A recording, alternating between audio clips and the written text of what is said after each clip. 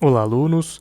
Bem-vindos a mais uma aula do curso sobre os juizados especiais criminais. Na aula de hoje, estudaremos o artigo 75, caput, da Lei 9.099.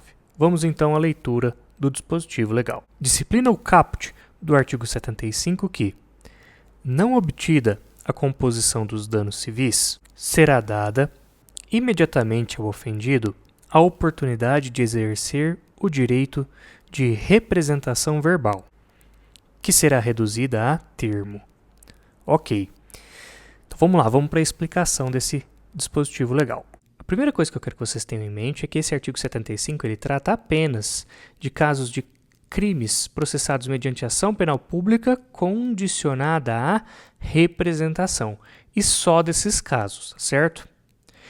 Tendo isso em mente, vamos começar a compreender o que esse artigo 75 está disciplinando. Ele está disciplinando uma questão relativa à ordem dos atos que são praticados dentro da audiência preliminar. Por quê?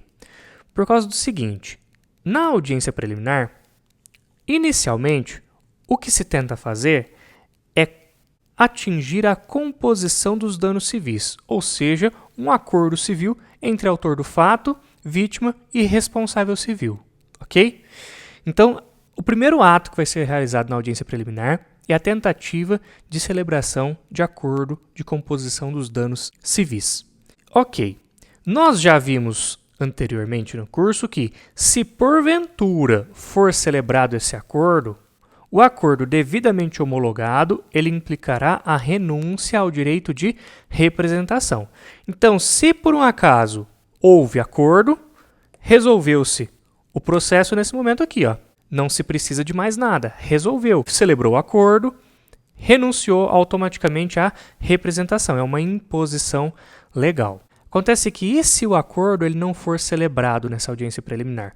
Então, tentou-se fazer um acordo ali, mas as partes não entraram em acordo, elas não conseguiram entrar num denominador comum. E aí?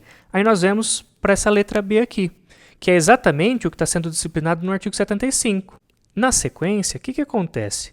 Se existe um crime que é processado mediante ação penal pública condicionada à representação e considerando que não houve acordo civil entre as partes, o que vai ser feito? Vai ser dada a palavra à vítima para que a vítima diga se quer ou não representar criminalmente contra o autor do fato.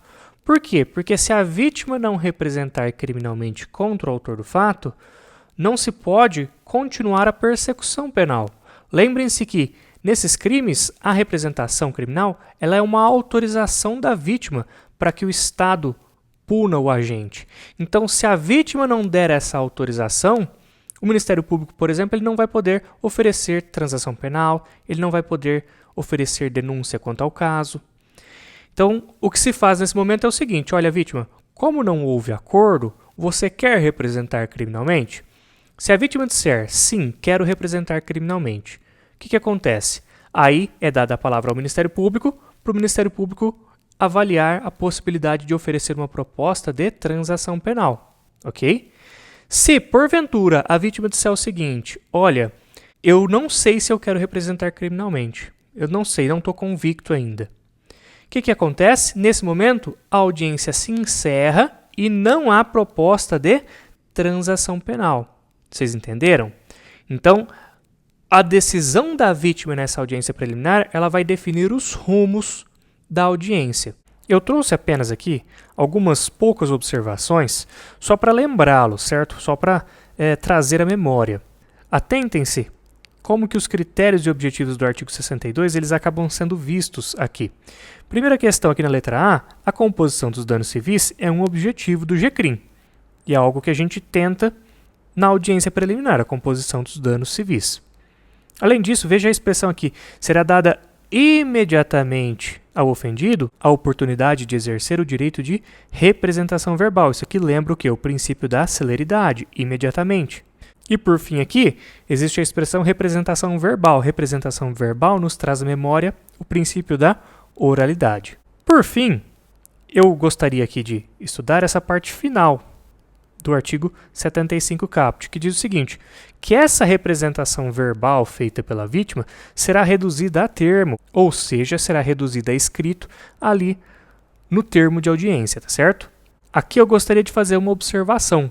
Conjugando esse dispositivo que nós estamos estudando hoje com o artigo 65, parágrafo 3º da Lei 9.099.